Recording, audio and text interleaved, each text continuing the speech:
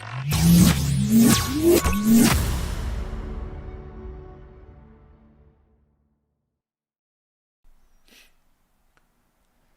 and welcome back to the course. This is Futures 101, Understanding Futures Contract. So we're going to get deep into futures contracts and how they work. Let's first clarify what are derivative contracts in financial markets. You have a distinction that you need to make because a lot of people say, I trade Forex. Yes, but that's an asset class, okay? I trade futures. Well, that's a contract. Do you trade futures or Forex? Well, I could trade Forex futures. So we need to properly differentiate what is Forex, what is futures, what's a contract compared to an asset class, a market, an underlying asset. So underlying assets or markets, asset classes and market types are, for example, currencies, the Forex market, or commodities, or bonds, the bond market, stock market, the cryptocurrency market. These are underlying assets. Assets that lie under. So they are the base. Derivative contracts instead is what we actually trade. We don't trade by buying and selling physical gold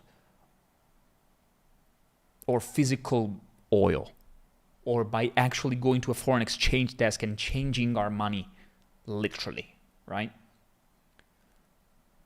We normally trade contracts. Of course, if you're speculators, you also can buy underlying assets like stocks and bonds and cryptos. But likely, if you're a short-term speculator, not an investor necessarily, you're going to use derivative contracts. And you have many of them. You have CFDs, options, futures, swaps, and others. And let's make an example just to make you understand. For example, if the underlying asset is the exchange rate between euro and dollar, which is euro USD, a CFD, a contract for difference, might be euro USD. A futures contract might be 6E.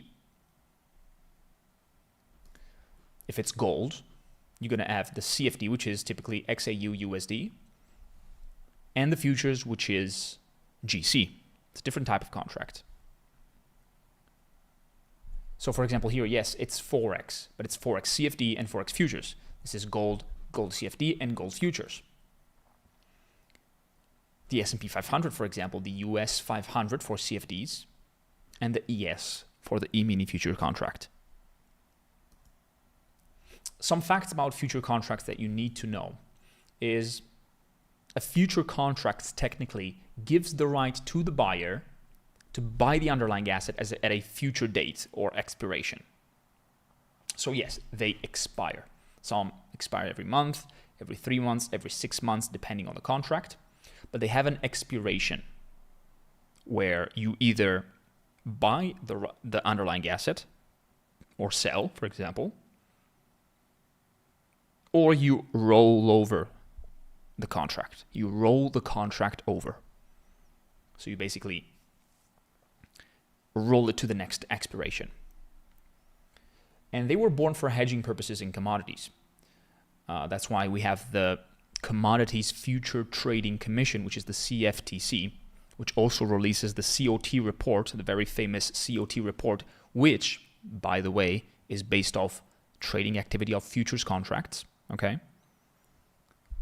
And as I said, futures contracts were born for hedging purposes in commodities a long time ago, okay?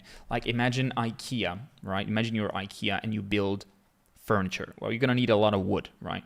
So if you expect the prices of wood to rise in the future, instead of waiting until the price rises, you can buy a future now, a wood futures, that gives you the right to buy the underlying asset at a future date.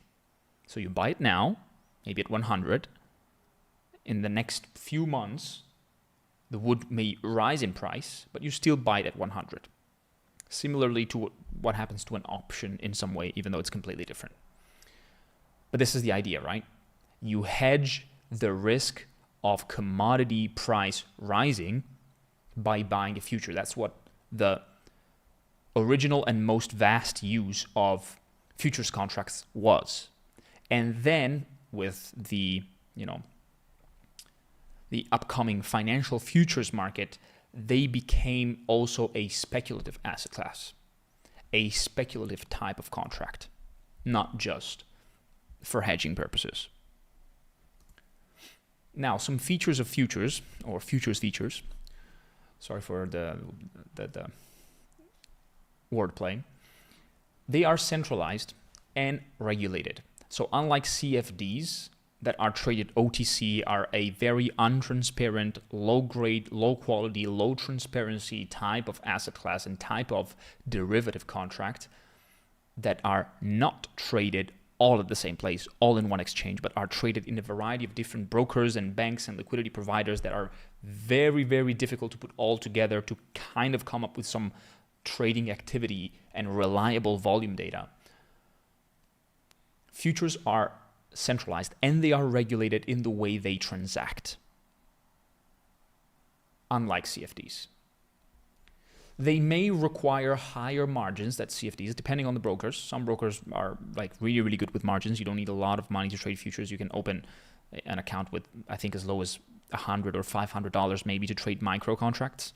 So it's completely doable for, people who cannot afford, to have $50,000 of their account. It depends on the broker, but margins are doable, let's say. And to trade them, you only need to pay commissions though. There's zero spread markup from brokers. A lot of you people coming from the Forex space might know that CFD brokers apply a extra spread on top of the market spread because they want to earn more money from your trading activity. Maybe you've been through a signal room and you didn't realize that your favorite guru with an offshore broker, put a 3 pips spread on euro dollar that normally should be 0, right? That shit does not happen in futures market because they're regulated, because they're centralized, because they're professional contracts, they're professional trading tools. The biggest futures exchanges include the CME, the Chicago Mercantile Exchange, the COMEX, the Eurex, the NYMEX, the ICE, and a lot of other exchanges around the world.